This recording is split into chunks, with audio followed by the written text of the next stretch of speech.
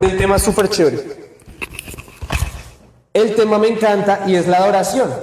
Pero entonces la vamos a enfocar hacia la familia, ¿listo? Entonces, hace 8 días vimos la vida de Dios en la familia, ¿se acuerdan? La vida Zoe, ¿verdad? No es Zoe, es Zoe, ¿cierto? Está en hebreo o en griego. Y hoy vamos a ver la adoración en la familia. ¿Por qué es importante? ¿Por qué será importante la adoración en la familia?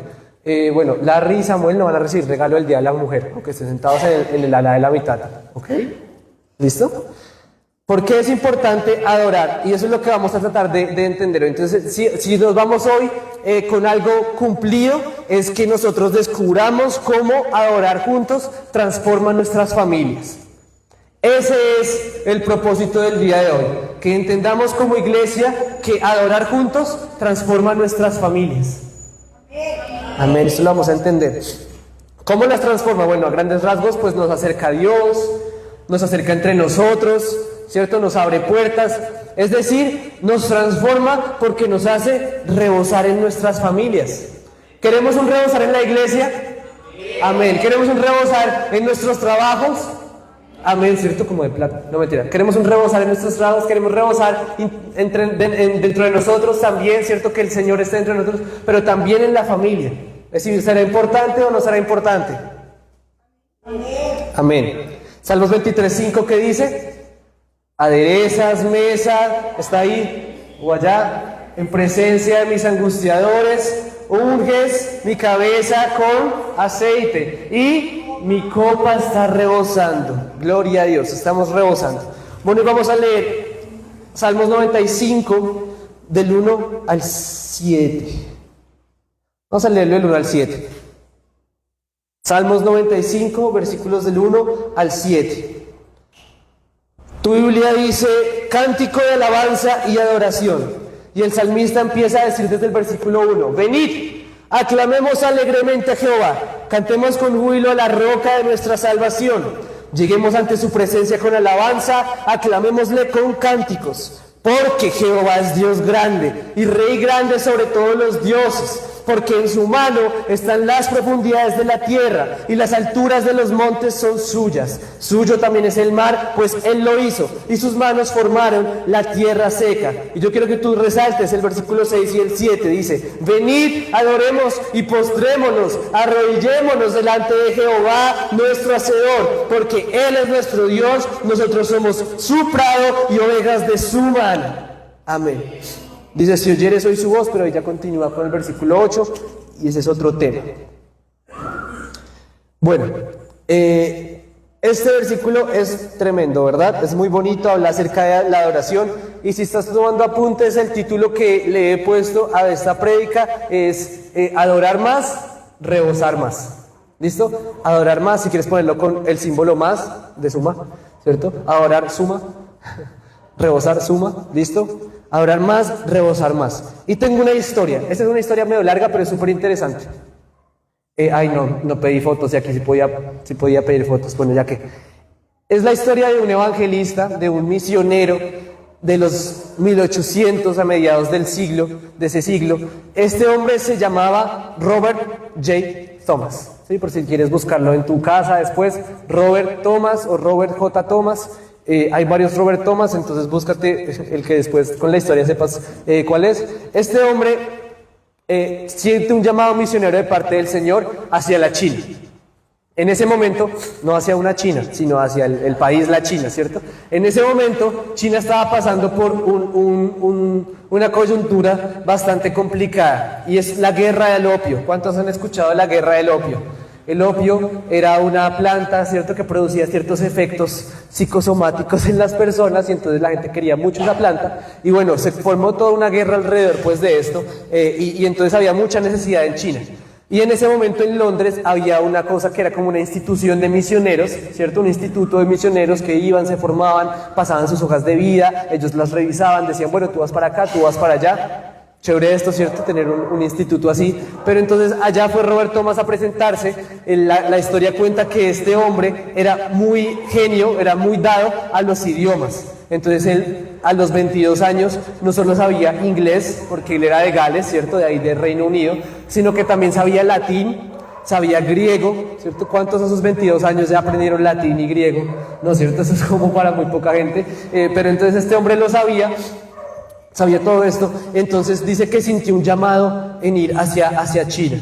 La historia cuenta que de pronto es porque varios amigos de él fueron escogidos para ir a China, entonces él como que quería también, pero él sentía una pasión, no por la China, ¿cierto? No por el comercio, no por el opio, sino por la gente de allá, ¿cierto? Los que tienen llamados de pronto a otros lugares, mira a ver si quieres ir a ese lugar por la cultura, más bien por la necesidad que hay en esas personas de allá. Eso es un tip. Pero este hombre sentía una carga por los chinos, ¿cierto? Por la gente allá. Entonces empezó a aprender mandarín, lo aprendió muy rápido, la gente de su instituto misionario se dio cuenta, entonces dijeron, listo.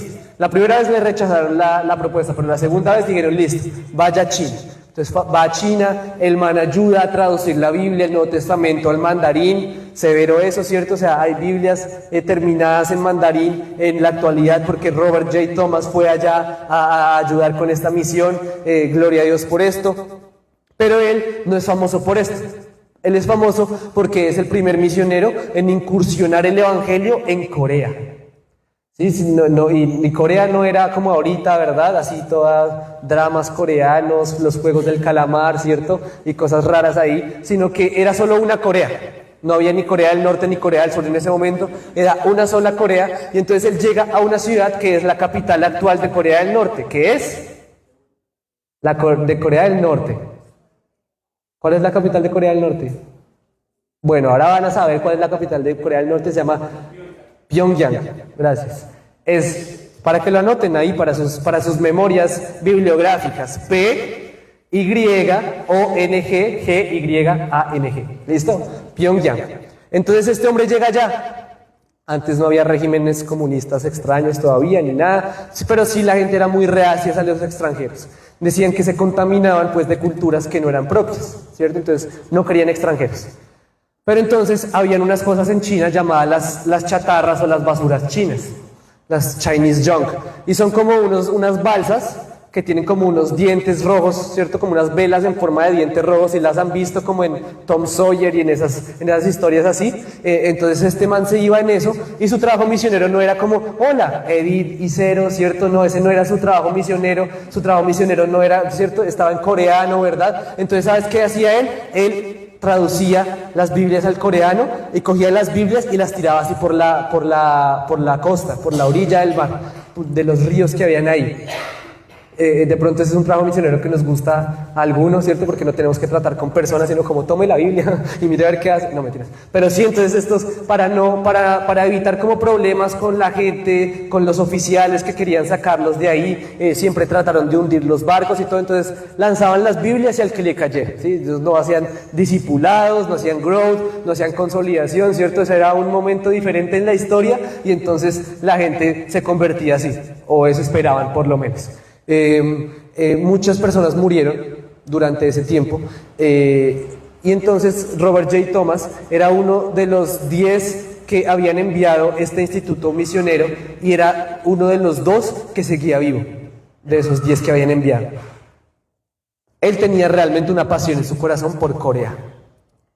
Entonces, un día dijo, como no, estoy mamado ya de esto, entonces vamos a irnos en un barco más grande, y se fueron en un buque grande con cañones y todo, y los del buque le dijeron, no, es que queremos establecer relaciones comerciales con esto, los cañones son solo por si las cosas se vuelven locas, pero no es por nada malo, no es que queramos invadir Corea, ni nada por el estilo, no se le ocurra pensar eso, pues sí querían destruir un poco de ciudades y todo. Él no sabía, se fue inocentemente, tenía su cajita de Biblias, y entonces los coreanos tampoco eran bobos y empezaron a lanzarles unas lamparitas para quemar el barco, ¿cierto? ¿Se han visto esas películas de pirata, cómo quemaban los barcos pirata ahí en el mar? Entonces empezaron a quemarlo, la gente toda murió, ese barco murió, excepto 2 personas, una de ellas fue Robert Thomas, y otra persona que es la que documenta todo esto que les estoy contando. Y entonces dice la historia que en el momento en el que está incendiándose el barco, él no se baja, Robert Thomas no se baja, sino que empieza a tirar las Biblias a todos, a tirar las Biblias, a que caigan a algún lado. Seguramente él pensaría que iban a hacer mejor uso de cualquier forma o habría más probabilidad de que alguien las leyera por ahí en el agua que si se hubieran quemado ahí en el barco, ¿cierto? Entonces las tiraba y cuando vio que se estaba ya incendiando su ropa, ahí sí decide tirarse al mar. Entonces empieza a tirar al mar y con Biblias ahí, flotando con Biblias, las empieza a tirárselas así a la gente que les estaba quemando, a los coreanos que estaban en contra de ellos, les empieza a tirar Biblias y empieza a decirles, Jesús, o sea, Jesús en coreano les decía, Jesús, y solo les tiraba eso. Llega a la orilla, lo coge la policía de Corea, ¿cierto? Y entonces van a decir qué hacer con él, y mientras él está ahí, el man no se calla y sigue gritando Jesús, y reparta Biblias para todo lado. La historia cuenta que a él lo mandan matar, ¿sí? Deciden matarlo a él, a sus 27 años él muere en Corea, y la última Biblia que entregó fue al verdugo, que lo asesinó a él. Yo creo que esto es una pasión de verdad, ¿verdad? Esto no era como qué rica la gastronomía coreana, ¿verdad? Esto era de verdad, había una pasión en él hacia Corea. Y entonces pasaron muchas historias alrededor de esto, pero hay una que me encanta. Y es la historia de un oficial de los que lo arrestó en la orilla, llamado Pak Jong-sik. Este sí no lo tienen que anotar, pero este hombre, hay una historia súper bonita, y es que él dijo como el gobierno está incautando estas Biblias y las está quemando. En mi casa hay goteras. Este papel me sirve. Entonces cogió las Biblias, les arrancaba los papeles, arrancaba las hojas, las juntaba así como con un tipo de resina extraña y las ponía de techo en su casa para tapar las goteras. Al parecer le funcionó porque la historia cuenta que él se acostaba a descansar todas las noches y que poco a poco se acostaba y leía.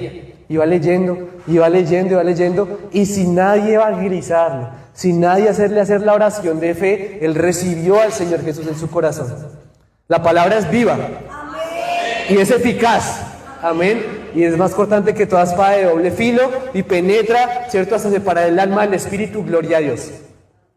Él se convirtió y dijo, no, esto me toca decirle a más gente. Y entonces siguió, ¿cierto?, contrabandeándose ahí al mismo Biblias y las empezó a pegar los papeles en las paredes hacia afuera de su casa. Y la gente empezó a darse cuenta. Y había tanta necesidad en Corea en ese momento que leían y la gente venía a preguntarle. Y él tenía que de alguna forma responderles. Y entonces había otro que fue el primer hombre en llegar a China, que estaba en todo ese sector. Y entonces se llama Moffat y es un misionero famoso, pero también estaba por ahí, no sé qué, todo muy bonito.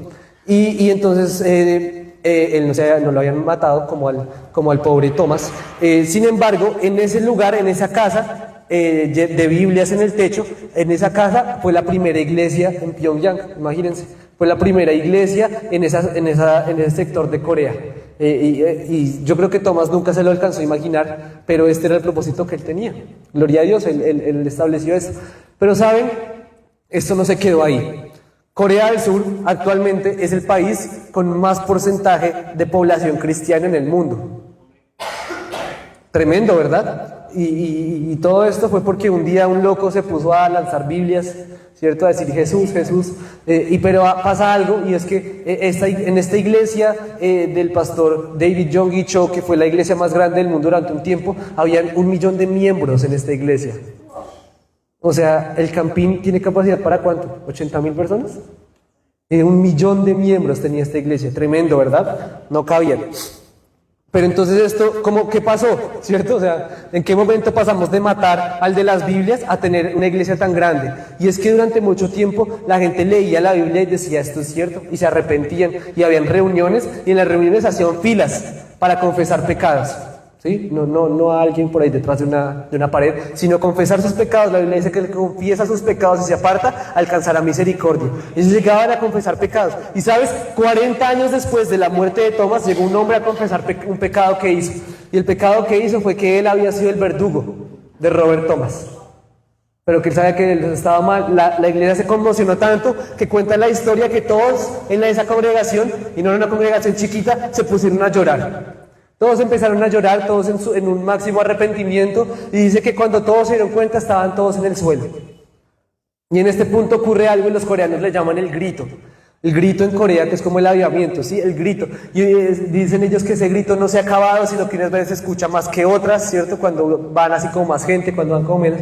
Pero dicen que aquí ocurrió el grito. Pero ¿sabes? Este grito no hubiera podido ser posible si no hubiera sido por Thomas, ¿cierto? Por Robert Thomas, ¿verdad? Pero ¿sabes? Robert Thomas jamás hubiera descubierto su llamado si no hubiera sido por sus papás.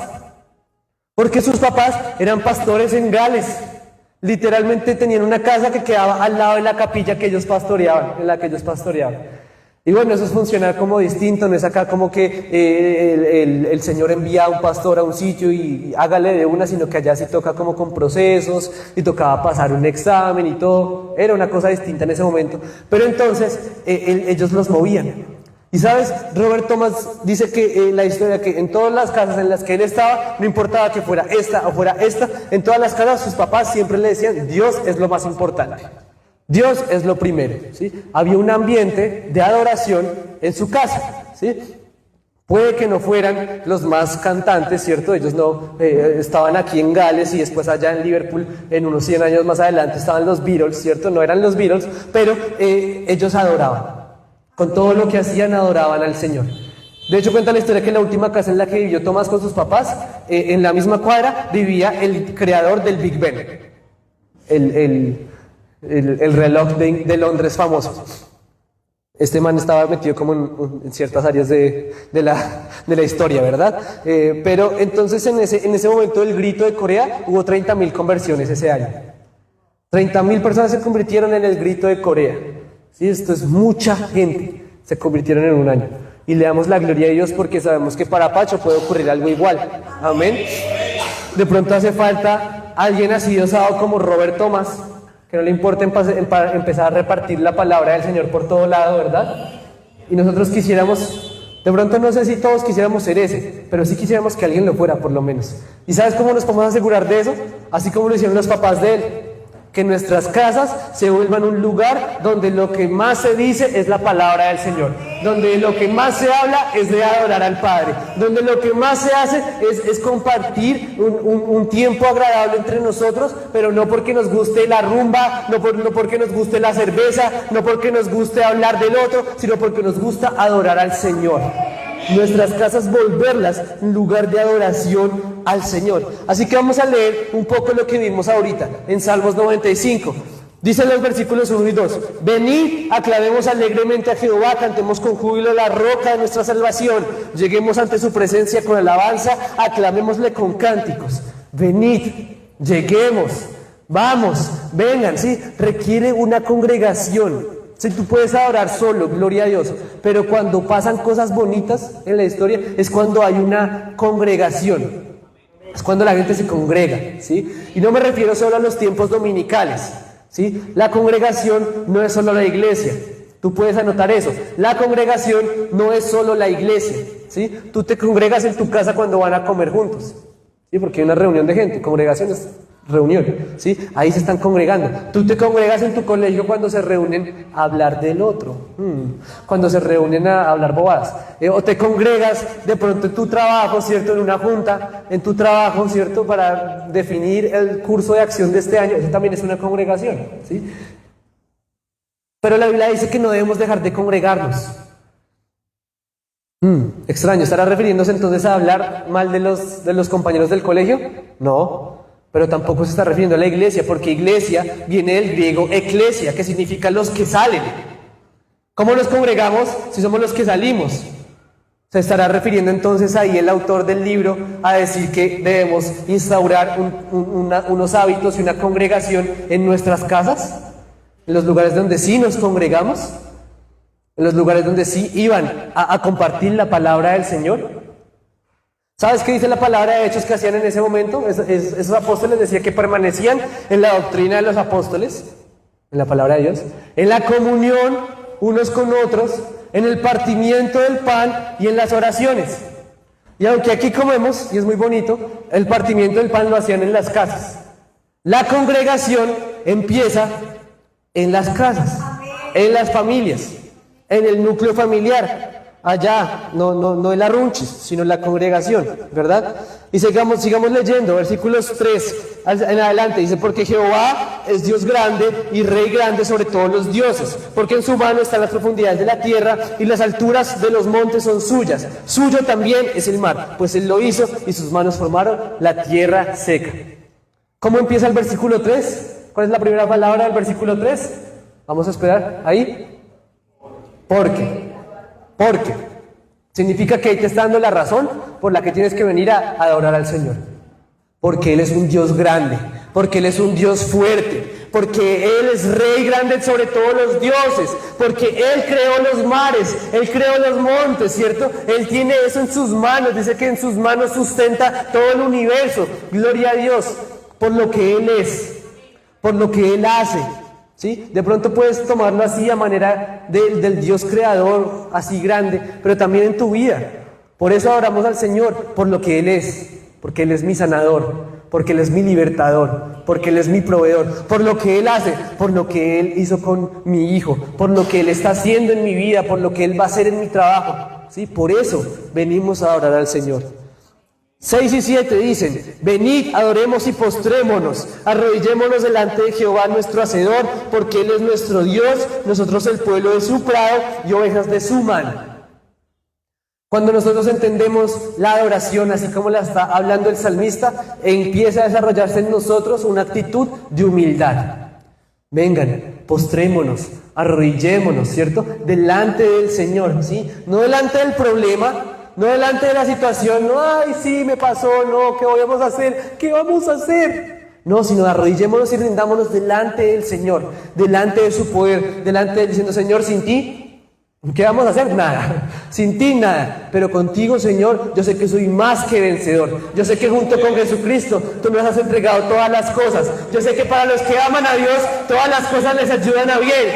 Yo sé que torre fuerte es el nombre de Jehová, a Él corre el justo y no será desamparado, yo lo sé. Y entonces esas son actitudes que empezamos a tomar en nuestra vida, ¿sí? ¿Sabes qué? La adoración te hace reconocer tanto el poder de Dios que te da descanso. Porque dejas de intentar hacer las cosas en tu fuerza y empiezas a rendirte a la fuerza del Señor y decir: hagámoslo, ¿cierto? Y si tú vas a tuitear algo hoy, si tú vas a poner algo en tus notas de Instagram o en tus estados de WhatsApp, si te vas a recordar de algo en esta mañana, si vas a llevarte algo para tu casa, es que las familias que adoran juntas son las familias que son fuertes. Eso es la idea principal de todo el mensaje, de toda la enseñanza, es que las familias que adoran juntas son las familias fuertes. ¿Tú quieres tener una familia fuerte? Amén. Amén, yo también. Tenemos que adorar juntos. Amén. Y entonces tú me puedes decir: no, Daniel, es que venga le digo, venga le explico. Venga, le explicamos a Dios juntos a ver cómo es que funciona esto en su casa. Y entonces que en mi casa no somos muy musicales, ¿cierto? No, y cuando cantamos nos da pena, ¿cierto? Entonces como que la música no ha sido, todos en su cuarto escuchan su música y ya, y cada quien en su... Romanos 12:1 dice que presentemos nuestros cuerpos en sacrificio vivo, santo y agradable delante de Dios, que es nuestro culto racional. Y podemos leerlo en Romanos, pueden verlo en Romanos 12:1. Por las misericordias de Dios, está diciendo Pablo, por lo que más quieran, presenten sus cuerpos en sacrificio vivo, santo, agradable a Dios, que es nuestro culto racional. Eso es lo que debemos hacer todos los días. O sea que todos los días somos vivos. ¿O alguien amanece muerto de vez en cuando? No, ¿cierto? No, muy bien, estamos vivos. Bueno, gloria a Dios. Los vivos hablan. Amén, gloria a Dios. Estamos vivos, gloria a Dios. Todos los días somos santos. Amén. Todos los días somos santos. La Biblia dice que en Gálatas que si por la ley fuera todavía la santificación, la justificación, entonces por demás habría muerto Cristo. Y Jesús no murió en vano. Amén. Su sangre me limpió. Amén. Yo acepté esa limpieza. Amén. Ahora soy santo. Delante de Dios, dice la Biblia que estamos sentados en el mismo lugar de Jesús, sentados a la diestra de Dios.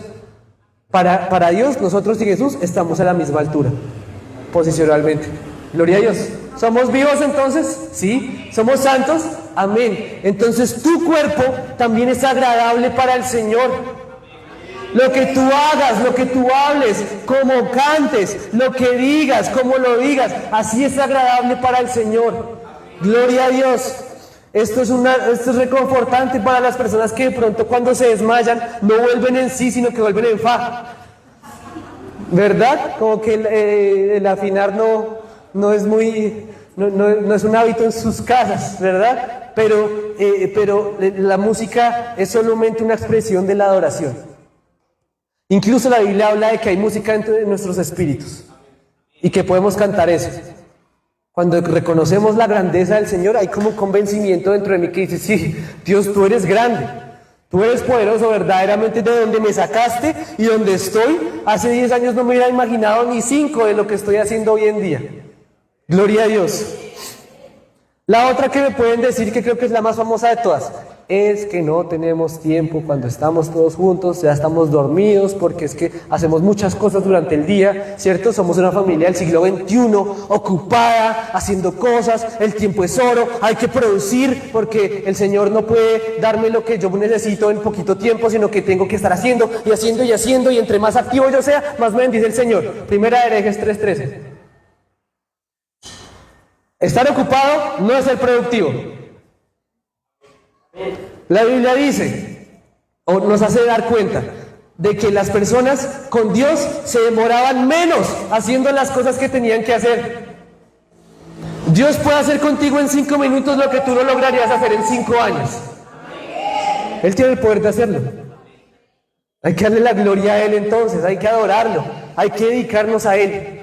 Dice la Biblia que su yugo es fácil y ligera su carga. Te entrego mi vida. No, mentira, ahí sí no, eso no dice la palabra. Dice que carguemos el yugo de Jesús, que es fácil, y su carga, que es ligera. Y entonces Él se encargará de nuestros yugos y de nuestras cargas.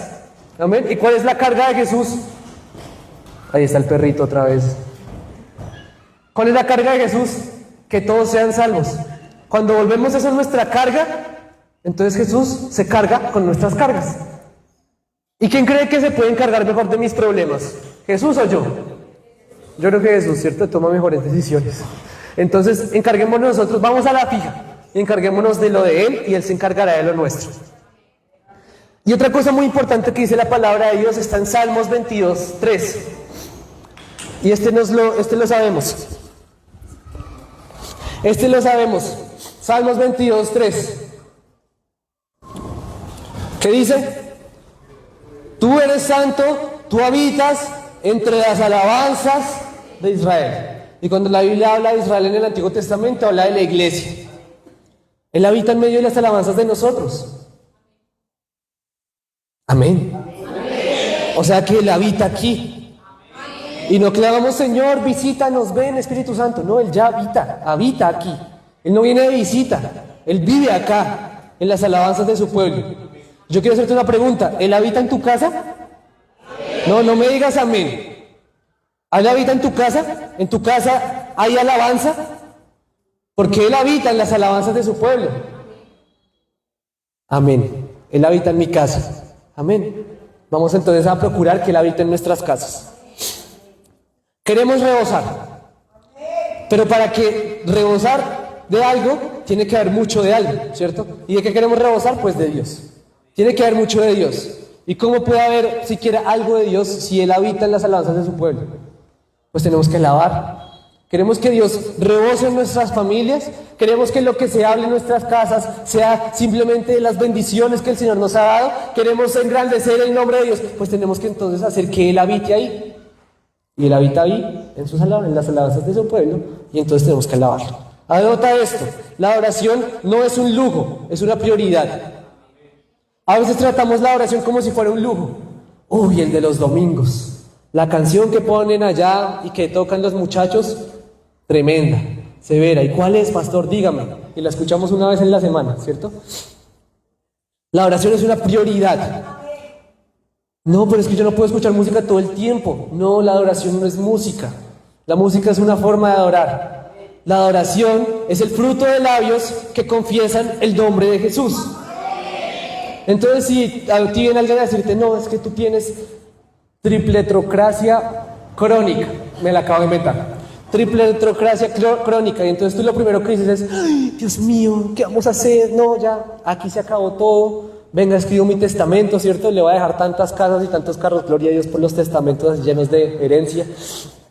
Pero no, eso no es lo que debemos hacer. La oración diría, bueno, eso es lo que tiene Daniel. Pero yo soy santo. Eso de pronto está pasando en mi cuerpo. Pero la palabra de Dios dice que Él me hizo sano con las llagas que le hicieron a Él, que yo fui hecho sano.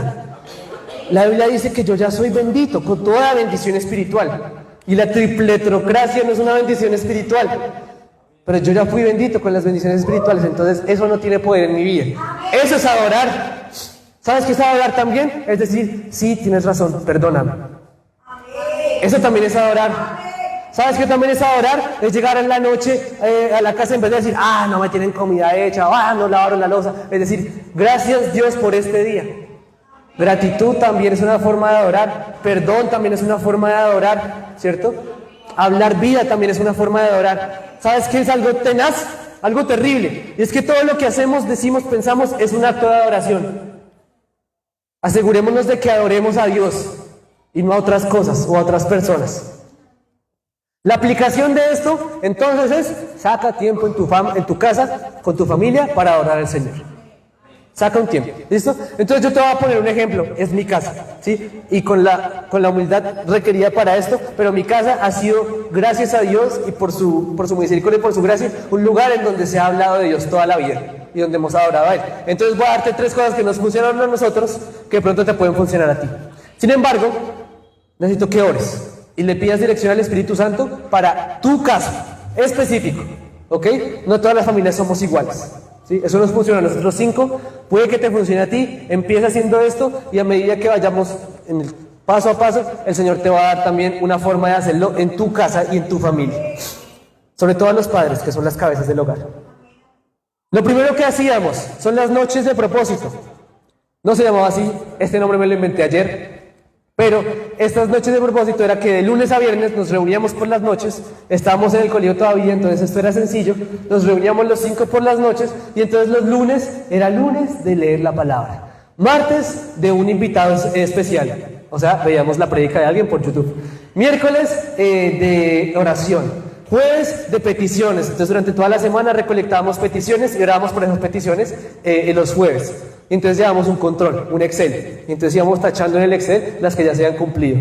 Ese Excel, hace unos años, ya tenía todas tachadas menos 2. ¿Saben cuáles eran las 2 que no tenían tachadas?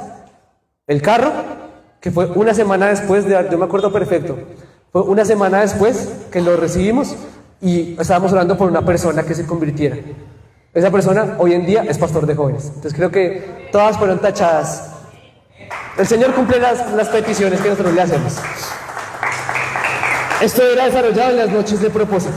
Y el viernes era viernes de adoración, entonces no hablábamos nada, no nos decíamos nada, simplemente poníamos música, empezamos a cantar, empezamos a saltar, empezamos a adorar. Qué bonito un ambiente espiritual en la casa. Y no que sea solo un hotel, ¿cierto? Sino que sea un hogar, de verdad. Lo segundo que hacíamos, esto fue más reciente, no les voy a contar todo el contexto, pero hacíamos 5 cosas que agradecer. Entonces en un cuadernito nos sentábamos y decíamos, Dios, te agradezco por rayita. Lo que pasó hoy, esto también pasó hoy, esto también. Y tú te vas a dar cuenta que hay muchas cosas que agradecer. Al principio va a ser como, ¿qué agradezco? Y vas a empezar a escribir y, ay, sí, ay, también, y también, y también, y también. Y entonces un día tus hijos te van a preguntar, mamá, ¿son los 5? Y vamos a ver que vamos a empezar a ser mucho más agradecidos. Eso también es una forma de adorar. Otra forma de adoración en la familia, las reuniones extraordinarias. ¿Cierto? Como las de las juntas de acción comunal, reunión extraordinaria. Decisiones importantes, momentos cruciales.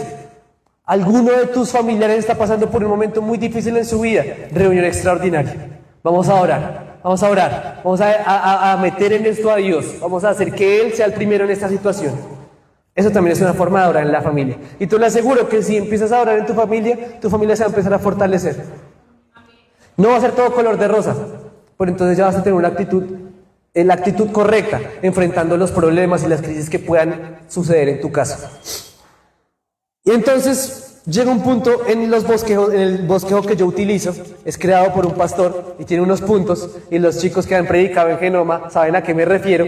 Este bosquejo se llama el mapa, y entonces el último punto del bosquejo dice inspiración. Entonces, Señor, ¿qué hago para inspirar? Y entonces el pastor que creó este bosquejo dice, hazles que se imaginen y que digan, y yo listo. Pero entonces el Señor me dijo, en esta ocasión me dijo, tu vara y tu callado me fundirán aliento. Entonces yo no quiero, pero entonces vayamos a Mateo 7. Mateo 7 es uno de los capítulos del Sermón del Monte de Jesucristo y esta enseñanza se llama el juzgar a los demás. Y vamos a leer del 1 al 6. ¿Listo? No juzguéis para que no seáis juzgados, porque con el juicio con que juzgáis seréis juzgados, y con la medida que medís os será medido. Esto no es un trabalenguas, son las palabras de Jesús. Tercero, ¿y por qué miras a la paja que está en el ojo de tu hermano y no echas de ver la paja que está en tu propio ojo? ¿O cómo dirás a tu hermano, déjame sacar la paja de tu ojo y he aquí la viga en el ojo tuyo? Hipócrita, saca primero la viga de tu ojo, entonces verás bien para sacar la paja del ojo de tu hermano. No deis lo santo a los perros, ni echéis vuestras perlas delante de los cerdos, no sea que las pisoteen y se vuelvan y os despedacen. Los perros y los cerdos no son las personas de tu familia, ¿sí? No se está refiriendo a eso. Perdón. Pero sí está hablando de algo muy duro, ¿cierto? Jesús como que se colocó los guantes de boxeo y empezó a darles, ¿cierto? A los que los estaban escuchando. Habla de que muchas veces nosotros tenemos una perspectiva errada de las cosas, ¿cierto? Y que por ver lo que está haciendo mal, ignoramos muchas cosas que nosotros tenemos también mal en nuestras vidas. ¿Y sabes qué dice Jesús? Que muchas veces las molestias que a ti te generan, las actitudes, el carácter, etcétera, de las personas, son una pajita comparada al problemón que tienes en tu cara o que tienes en tu ojo. Y siempre está en el ojo, tanto la paja como la viga. ¿Será entonces un problema de perspectiva? ¿Un problema de cómo miramos las cosas? De pronto tú no estás viendo algo que le está pasando a él, de pronto no estás viendo que está hablando así de fuerte porque en el trabajo lo trataron y lo pisotearon terrible. De pronto nos hace falta ver un poquito más. ¿Sabes? Es como un monocular de pirata. ¿Se acuerdan los piratas que tienen así? Y se entierra la vista, ¿verdad? Eso los hace ver súper lejos y súper bonito, pero se pierden de lo que está aquí cerquita. Eso mismo nos pasa a veces a nosotros. ¿Y sabes qué dice Jesús? Dice 3 cosas acerca de esto. La primera está en el versículo 3. ¿Por qué? ¿Por qué? ¿Por qué miras la paja? ¿Cuál es la razón? Autoevalúate. ¿Cuál es la razón por la que tú te molesta eso? Y les contaba una historia ayer en Bogotá, a las personas de Bogotá, y es que yo soy 3 años mayor que Sammy, que es el que me sigue. No tenemos etapas muy distanciadas una del otro, pero sí viví las etapas primero que ellos. Entonces durante su niñez así chiquitos se vestían súper bonito, ¿cierto? Y eran así todos tiernos, ¿cierto? Y Sammy era así como rosadito, y Jofé también era así todo bonito, ¿cierto? Y se vestían así, ¿cierto? Los niños Aragón, ¿cierto? Todos bonitos, ¿verdad? Los Agagón, nos decían algunas personas. Pero entonces llegaron a un periodo, ¿cierto? En el que empezaron a adolecer como de cosas, ¿verdad? Y entonces estaban en una competición no oficial, una competencia no oficial de quién se vestía peor. O parecía, por lo menos, que estaban en esa competición. ¿De quién llegaba más sucio a la casa? ¿Y saben qué les decían mis papás? No vamos a decir quién ganaba. Pero ¿saben qué les decían mis papás? Les decían como, ay, tú sí eres tenaz. Y yo, no les van a decir nada, están sucios, se ven horribles. No, mentira. Cada quien con sus modas y sus formas. Pero para mí, a mí me molestaba mucho. ¿Y sabes qué me mostraba el Señor más adelante en la vida? Eso era porque en mí, yo creía que mi valor estaba dado por cómo yo me veía. Por eso me molestaba tanto que ellos se vieran mal y que ellos estuvieran sucios. Y entonces yo nunca fui peleón, pero les decía ayer, sí fue una frustración interna durante mucho tiempo. Y fue un dolor que yo sentía fundado en una perspectiva errada mía. Ellos estaban felices por allá ensuciándose y vistiéndose de sus formas. Yo era el que estaba ahí. Y muchas veces, y sabes, esto es avalado psicológicamente. Las molestias que a ti te generan las actitudes de las demás reflejan más un problema tuyo propio que el del otro. Duro, ¿verdad? ¿Y sabes qué? Jesús remata, bueno, versículo 4, dice Jesús, yo creo que en un tono irónico, sarcástico, o cómo. O sea, ¿cómo se le ocurre, cierto, que le va a decir al hermano algo acerca de su paja cuando usted tiene severo bigonón en el ojo? No se puede. Dice ahí, déjame sacar la paja del ojo tuyo y aquí viga en el ojo tuyo. Bueno, no se puede. Jesús les está dando un mensaje muy claro. No tienes la autoridad para hablarle a tu hermano de lo que te molesta si no has tenido primero la capacidad de tratar con lo que hay en tu interior, con lo que está pasando, con cosas en tu interior. Si tú no eres capaz de reconocer tus debilidades, nunca las vas a tratar. Y si tú no tratas tus debilidades, nunca vas a tener la autoridad para ayudar a tu hermano o a la persona que está cerca tuyo. ¿Y por qué esto lo meto en este punto? Porque nuestra casa debe ser un hogar, debe ser un sitio en el que todos nos ayudemos entre todos. Pero muchas veces no pasa, y la gran mayoría de familias en el mundo pasa que no pasa, porque están más enfocados viendo las pajas los unos de los otros, que no hizo, que sí hizo, que dejó, que no dejó, que me dijo, que no me dijo, que la plata, que la no plata, y se desenfocan entonces o utilizan eso como una forma de no ver cada uno sus propias vigas. ¿Cómo sería tu familia si cada quien tratara con sus problemas en Cristo? ¿Sería bonito? No tendrías tú que corregirlos, imagínate. Ahora quiero decir algo, ninguno tiene la unción para arreglarle la vida a nadie. Eso es Jesús y el Espíritu Santo. De hecho, la Biblia aquí nos está diciendo que si vas a juzgar a tu hermano, puedes hacerlo pero con la paja, ¿sí? Ay, que no lavaste la loza ayer, venga, ¿cómo arreglamos? Pero Jesús es el encargado de arreglar las vidas. ¿Amén? ¿Amén o no amén? Pero ya en el versículo 5 ya Jesús se relaja, ¿cierto? Él se relaja un poco y dice, ¡hipócrita! Y sabes que esto no era alguien simplemente ahí como que dice algo y no lo hace, como ahorita, ¿cierto? Sino que eran unos actores. Los hipócritas eran los actores del César. En ese momento en el Imperio Romano, el César daba un edicto y decía, vamos a crucificar a los cristianos. Entonces llegaba un hipócrita y entonces actuaba del César y decía, el César manda a decir que, él es un cristiano, entonces lo crucificaban, ¿sí? Entonces en la actuación, el que actuaba del César era el hipócrita. Pero no era el César, era el hipócrita del César. Así mismo nos pasa a veces. Y Jesús está diciendo que nosotros cuando juzgamos a los demás, con la misma medida que juzgamos seremos juzgados, ¿verdad? Pero cuando juzgamos a los demás, somos como hipócritas. ¿Sabes qué significa la palabra juzgar? Significa hablar, declarar, comentar de alguien, de su carácter, de sus actitudes y todo, de lejos. De lejos. Uy, sí, yo no. Yo le dije. Yo ya se las había cantado. Y no sé qué. De lejos. Eso refleja más un problema interno que una superioridad moral. ¿Sí? Nos volvemos actores. Nos ponemos la máscara de que somos mejores. Y que entonces así tiene que hacer. Y tenaz que la gente no lo haga. Más bien, miremos qué está pasando dentro de nosotros. Dejemos ahí. Entonces, bueno, después habla acerca de echarle la perla a los cerdos, ¿cierto? A veces, cuando tú estás tratando de ayudar a alguien, no lo va a recibir. ¿Sí? Un consejo no pedido, dice la Biblia, no me acuerdo qué es lo que dice el proverbio, no me acuerdo qué es el símil que hace ahí, pero es terrible. ¿Sí? Hay una frase que me encanta, y esto lo dijo una persona de Dios, y dijo como, ayuda a las personas que te piden ayuda. Punto. ¿Qué ganas tú tratando de ayudar a todo el mundo? Diciendo Jesucristo, no, tú no eres Jesús. Hay cosas que tienes que tratar en ti. Ayúdate a ti mismo. Trata con eso tú propio y después ayuda a las personas que te pidan ayuda. Y sé una muy buena persona con los que te dejen ser. ¿Sí? Con los que abran su corazón y te pidan ayuda. Gloria a Dios. Pongámonos de pie. Ahorita les van a pasar un pañito para los que lloraron. No, mentiras, nadie lloró.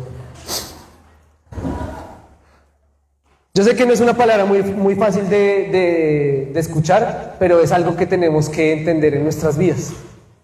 A veces la oración en nuestras familias se ve mermada porque nos la pasamos hablando más de lo que no hacen, de lo que sí hacen. Nos pasamos juzgando más que adorando.